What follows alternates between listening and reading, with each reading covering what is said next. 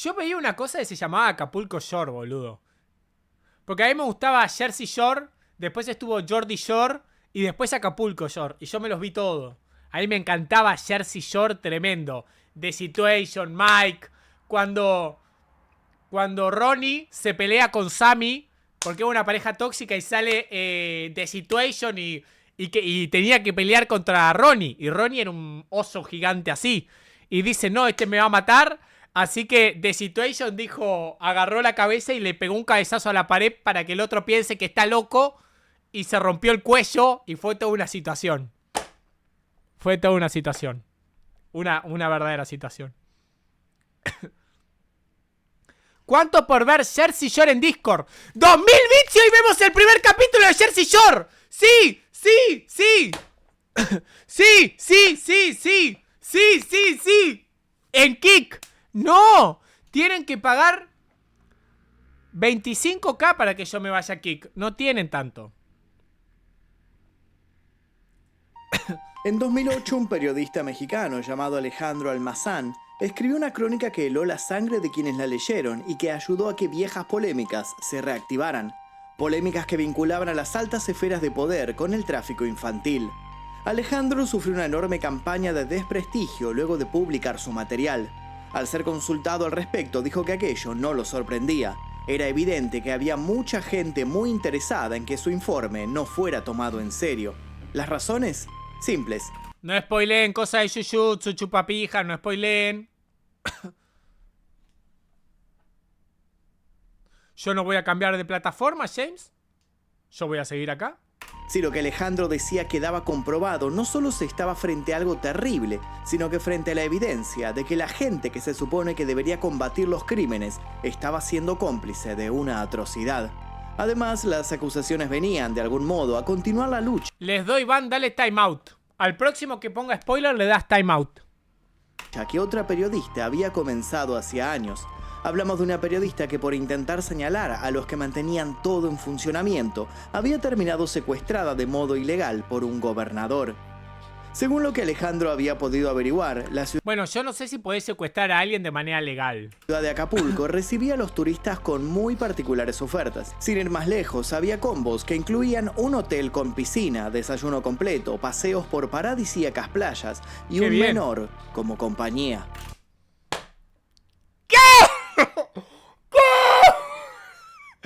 ¿Cómo? ¿Qué? A ver, voy a buscar en Booking. A ver. Oh, buena playa, bueno esto. Y un menor. ¿Qué? Sí, de modo descarado y con total naturalidad, en esa parte del mapa se había vuelto común, según el escritor, la comercialización de niños y niñas que se ofrecían al mejor postor como un producto más. Pero no nos adelantemos, porque nadie detiene este oscuro y vil negocio que está tan a la vista de todos. ¿Cómo fue el antecedente directo de este caso? ¿Quiénes fueron señalados como los principales promotores de este macabro plan? ¿A dónde se encuentran hoy en día esas personas? Bueno, todas esas preguntas van a ser respondidas el día de hoy, así que No sapies, no sapies, no se te ocurra sapear. sean bienvenidos al macabro caso de Acapulco Kids.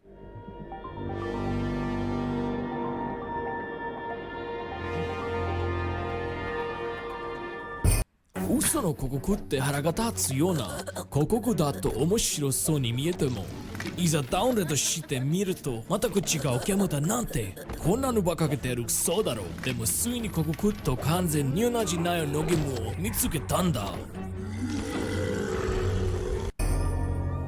Los demonios del Edén. Si bien el escándalo de Acapulco Kids tuvo una gran repercusión en su momento, Te da para comprarte la farmacia entera, pero no para el premium de YouTube de Pu Gato Duro. ¿Para cuándo Montevideo Kids? lo cierto es que todo había comenzado a gestarse mucho tiempo antes, y gracias a una mujer que para algunos es considerada poco menos que una heroína por la valentía de sus actos. Esta historia comienza en el año 2004, cuando Lidia Te sobra plata, No. zorra, paga el premium. No me sobra. Cacho, aún bajo amenaza de muerte, decidió editar un libro titulado Los demonios del Edén. En el mismo, la mujer Quiero sacar un libro. ¿De qué se llamará? investigaba una gran red de corrupción y explotación infantil, fuertemente arraigada a la política de México y a perversos personajes que En Kick podrías pagar YouTube. Tirá los bits y después de los streams en Twitch nos vamos a Kick a ver anime. se han hecho un renombre y una reputación como notables empresarios. El libro deja constancia de cómo existen zonas liberadas de México que permiten y fomentan la prostitución infantil y la realización de material explícito protagonizado por menores. Por sobre todo, Lidia hace hincapié en el hecho de que este mercado solo es posible porque posee inversores y promotores pertenecientes a las altas cumbres. Ay, gracias por los 16 meses. Ice Pa, barra qué baja horrible. HQ Just Resubed for 16 Sin months. ellos, sostiene, sería imposible que toda esta atrocidad pudiera mantenerse en pie. El material no tardó en escalar en popularidad y de la noche a la mañana, quien no había leído Los demonios del Edén, había por lo menos escuchado hablar de él. Esto no sorprende si tenemos en cuenta que para ese entonces Lidia ya contaba con un lugar de privilegio entre sus colegas. La periodista había nacido en 1963, en la Ciudad de México.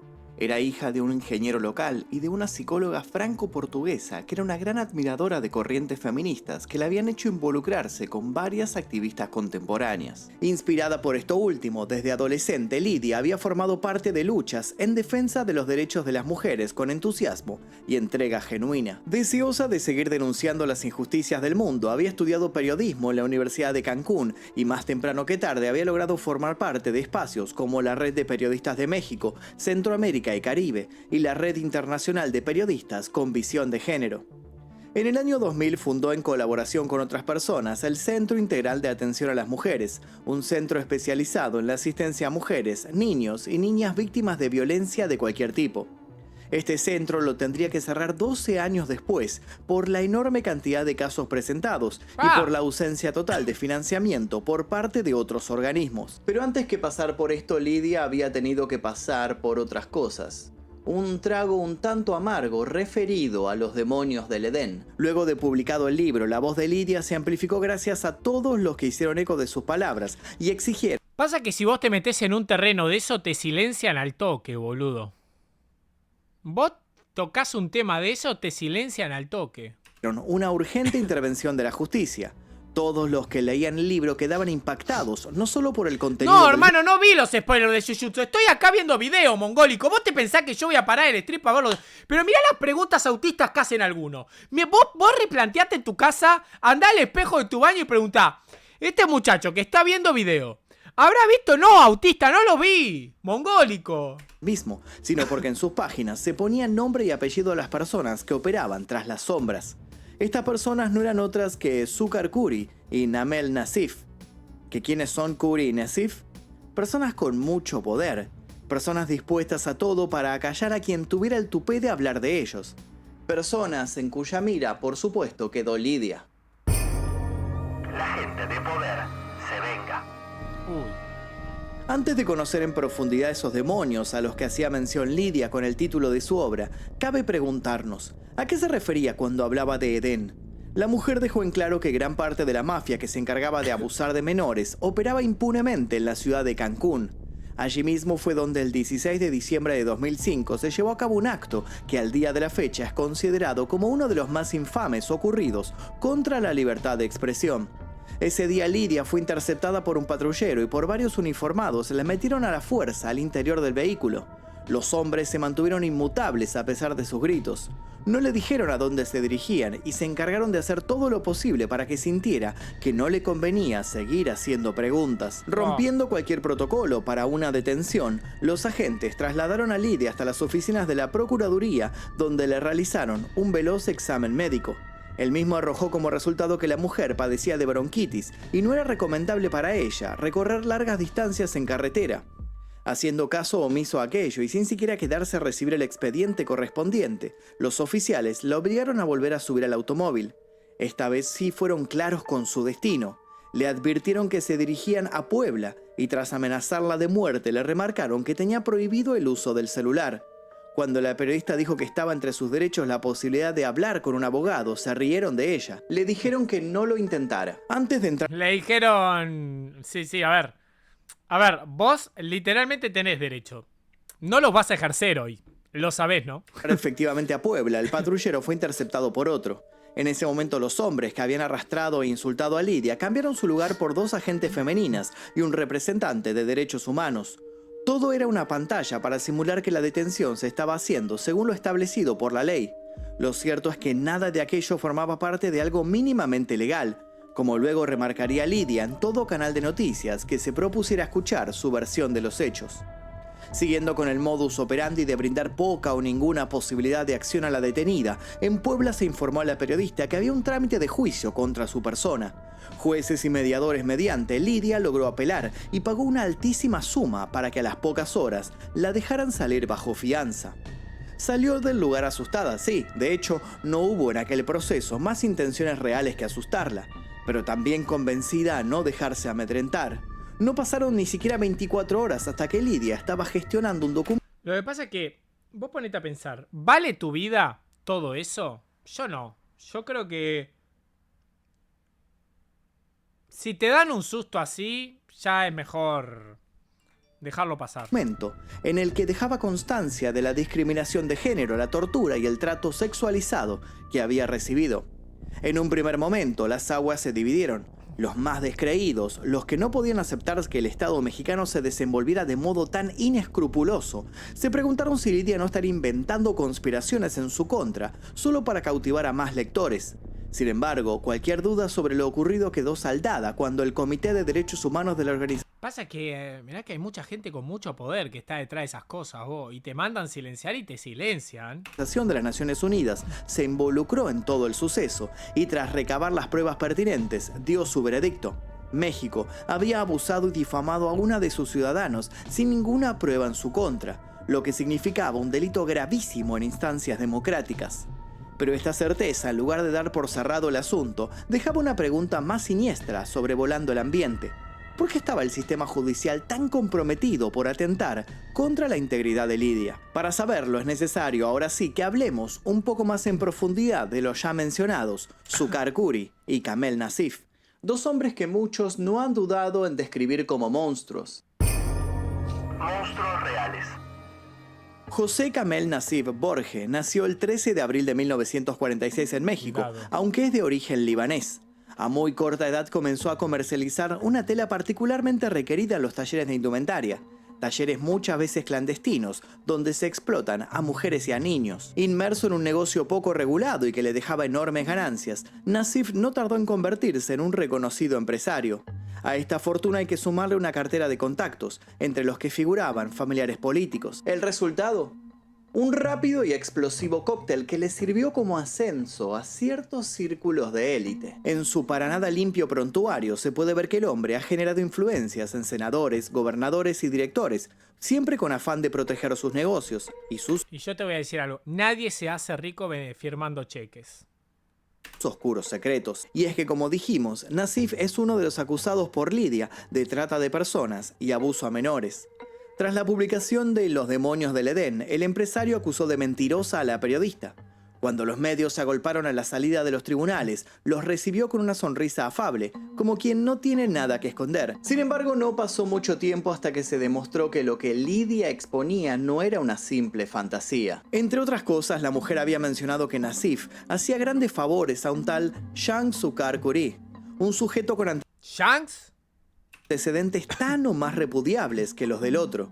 Jean Thomas Hanna Suqar Kuri nació en 1944 en el Líbano y recién 30 años después llegaría a Cancún, atraído por la explosión de la industria turística del lugar. De pasar a tener un puesto de refrescos en el aeropuerto, pasó a tener no menos de 50 villas y un hotel de lujo. Su fortuna se estimó meses después en $30 millones. Después de la publicación de Los demonios del Edén, se supo que Suqar se había casado en México con una joven de 18 años, con la que se había relacionado desde que apenas tenía 5 años.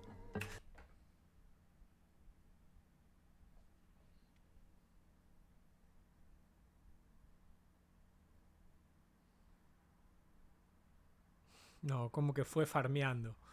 También se supo que tenía lazos con empresarios ricos de la zona y quedó demostrado que él y Nassif habían hecho en más de una ocasión negociados en conjunto. Negociados que no siempre estaban ligados a sus correspondientes fábricas y emprendimientos. Ambos quedaron así envueltos en un escándalo de explotación sexual infantil. ¿Era cierto lo expuesto por Lidia?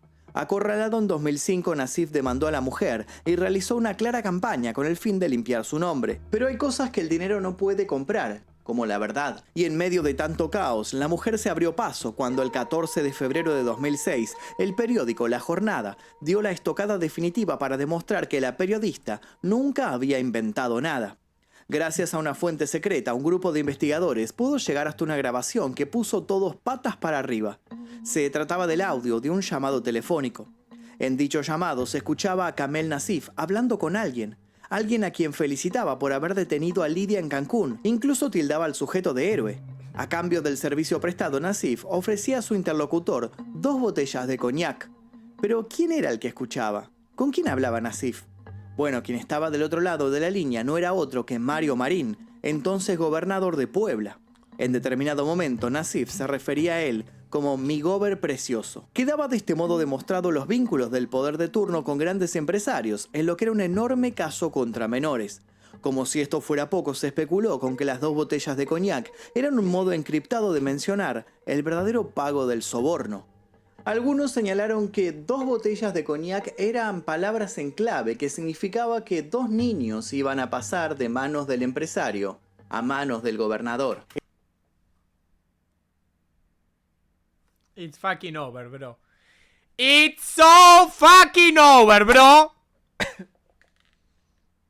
It's so fucking over, man.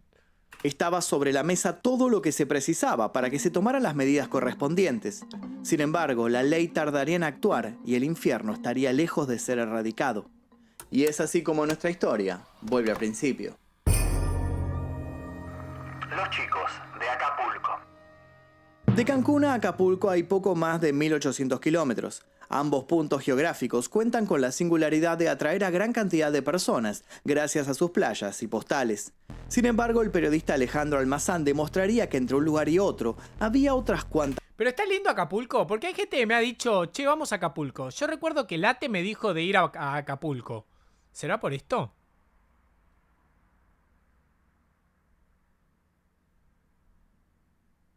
Las coincidencias. Almazán nació en la Ciudad de México en 1971 y estudió en la UNAM. Fue ganador de la primera edición del Premio Gabriel García Márquez en la categoría de texto y es 3 veces Premio Nacional de Periodismo. Escribió... ¿Qué pasa, Simba? ¿Por qué estás homosexual? Simba, ¿qué te hablé de ser homosexual? Séte hombre. 2 narconovelas y 6 libros de crónicas. Pesado, bo. Es uno de los escritores de las series televisivas de Netflix El Chapo y Tijuana. De esta última también es productor. Escribió y dirigió los podcasts Comandante Moneda y Gumaro de Dios, el caníbal, ambos basados en libros homónimos, también de su autoría. Como puede apreciarse, es un escritor e investigador inquieto, siempre a la búsqueda de nuevas historias, pero es quizás lo que escribió en 2008, uno de sus materiales que mayor revuelo han causado. Siguiendo la línea iniciada por Lidia tiempo atrás, Almazán se topó con que la trata de... Sos puto, ¿eh? Sos re puto. ¿Qué lo parió este puto? menores estaba lejos de encontrar un fin. De hecho, descubrió que al quedar Cancún bajo vigilancia, la mayoría de los abusadores había emigrado a Acapulco, donde el negocio no solo se había sostenido, sino que había encontrado cómo expandirse a la velocidad de la luz. ¡Déjame en paz! ¡Déjame en paz! Alejandro muestra en su trabajo cómo los abusadores de menores hicieron correr la voz en sus grupos internos para que Acapulco se convirtiera en su propio paraíso privado, en su nuevo Cancún. Al mismo tiempo que esto era publicado, el Fondo de Naciones Unidas para la Infancia revelaba que Acapulco posee el más alto índice a nivel nacional en la práctica de prostitución infantil. Esta desoladora realidad es detallada por el periodista que, haciéndose pasar por un turista en busca de un niño para satisfacer sus perversiones, logra desenmascarar el mecanismo por el cual los más inocentes terminan sometidos a una vida en la que se los trata como mercancía desechable. En Acapulco, los hijos de las familias carentes son vendidos al mejor postor y se crían en un microambiente que los obliga a llegar a una brutal conclusión. Solo pueden llegar a subsistir si logran convertirse en seres tan crueles como los que se encargan de infligirles dolor a diario. ¿Qué? Por eso es que estos pequeños privados de estudio, cariño y que no pueden acceder a cumplir sus necesidades básicas, aspiran a convertirse en grandes narcos. Nada hay en su horizonte más que esta ensoñación en la que se rodean de armas y drogas para ya dejar de estar en lo más bajo de una cadena de explotación que no les ofrece la más mínima piedad. Los pequeños son comercializados para que quien paga haga con ellos lo que se les antoje. Para soportar estos abusos constantes, se hacen adictos a varios métodos analgésicos. Así, el consumo de sustancias prohibidas y alcohol en chicos que no llegan a los 10 años es en la zona moneda corriente. Al igual que los golpes y las enfermedades venéreas que muchas veces acaban con sus cortas y sufridas vidas. Incapaces de ver en el mundo otro consuelo y generalmente cautivos en oscuras habitaciones hasta que alguien paga por sus servicios, estos niños rápidamente se sienten deslumbrados por los hoteles de lujo a los que los llevan sus victimarios. Incluso son manipulados para que se sientan agradecidos por poder vivir aquellas espeluznantes experiencias. Si bien van quedando en claro que son empresarios y políticos con mucho dinero los que perpetúan este círculo vicioso, lo cierto es que el negocio se sostiene gracias a una enorme cantidad de extranjeros que aterrizan en estas coordenadas. Hay para ellos paquetes de estadía estratégicamente preparados, paquetes en los cuales la presencia de un niño en la habitación es apenas un coste extra. Pero ¿cómo llegás al hotel y lo primero que tenés en la cama es un niño? Imagínate que yo llego de un viaje y lo primero que quiero dormir porque tengo un jet lag de la concha a la madre. ¿Qué tiene? ¿Esto es un niño? ¿Putos raros de mierda? ¿Qué le pasa a los mexicanos? ¿Putos raros de mierda?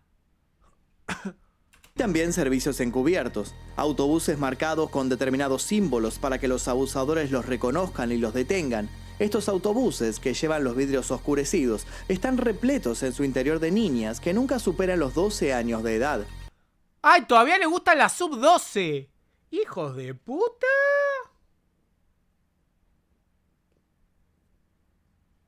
¡A la mierda! Oh. Almazán pudo corroborar con el estómago revuelto que hace falta un par de preguntas indicadas a los sujetos indicados para saber dónde encontrar a los niños más cotizados de la zona. Descubrió además que en los diarios locales se publicaban clasificados en los que sin nada de rodeos, adultos ofrecían a sus hijos. Por unos cuantos billetes, el ocasional interesado puede llevarse al niño por el transcurso de unas cuantas horas. Con la propina correspondiente, este comprador puede acceder a hacer con el menor lo que le venga en gana.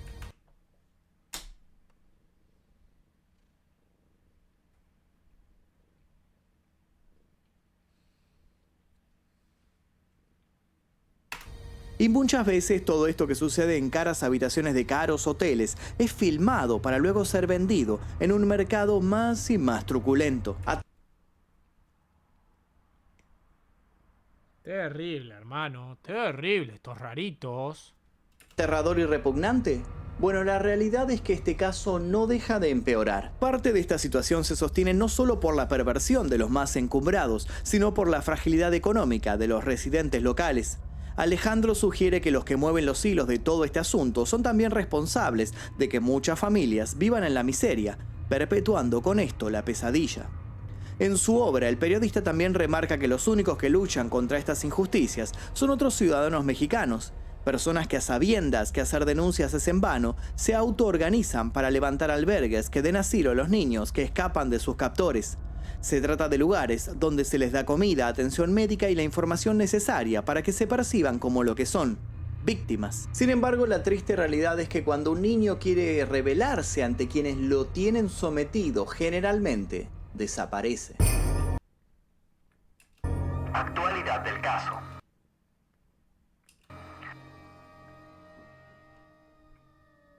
No son pocas las organizaciones que señalan que México ocupa el primer lugar en abuso carnal infantil. El National Center for Missing and Exploited Children, sin ir más lejos, reveló que México se ubica en el primer lugar mundial como emisor de material explícito infantil.